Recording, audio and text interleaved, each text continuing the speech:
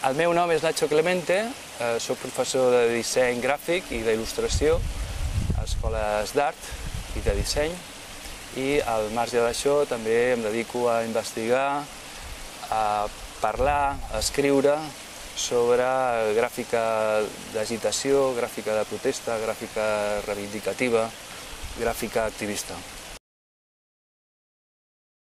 En concret, per parlar d'alguna persona, del treball d'algun dissenyador, en aquest cas és d'una dissenyadora que es diu Teresa Stralevic i que trobo que ha fet aportacions molt interessants al món de la reivindicació.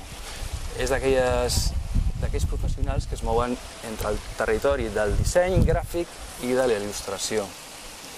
Per una altra banda, un exemple que m'agrada molt és el del Noaz, que és un dissenyador gràfic que utilitza els carrers de la ciutat de Madrid per fer una reivindicació de caràcter molt social i fins i tot amb el disseny de pancartes que porta a les manifestacions, etc.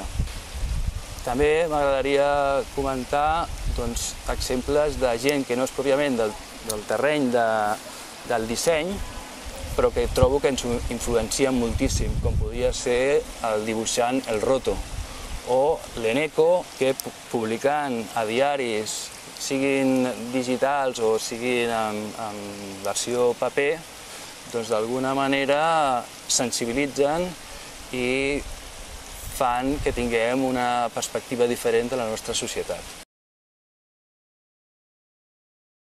El dissenyador ha de lluitar per aconseguir millorar la qualitat de vida de les persones. No ha de, exclusivament, ser una eina perquè els empresaris, perquè els polítics facin negocis, perquè els polítics aconsegueixin vots. Crec que el dissenyador gràfic, el dissenyador de producte, té una gran oportunitat, ha de tenir responsabilitat social, igual que ha de tenir responsabilitat social un advocat, un metge o un arquitecte. La tendència habitual és que tant el món de l'empresa com el món polític sigui bastant conservador. Per tant, crec que la societat, la gent del carrer, som els que hem de prendre la iniciativa. El dissenyador ha de tenir un esperit diferent i cada cop potser més compromès amb la societat. L'àmbit docent és fonamental perquè els nous dissenyadors tinguin un esperit crític davant dels nous reptes.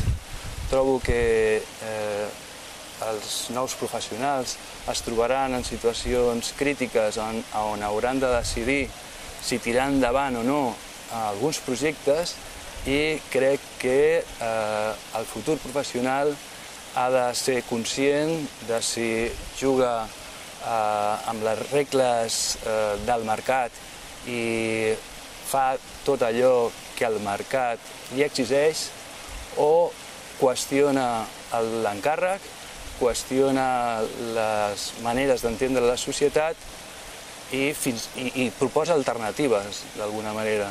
És a dir, jo crec que des de l'àmbit docent l'objectiu fonamental, com a mínim per mi com a docent, és que l'alumne tingui un esperit crític.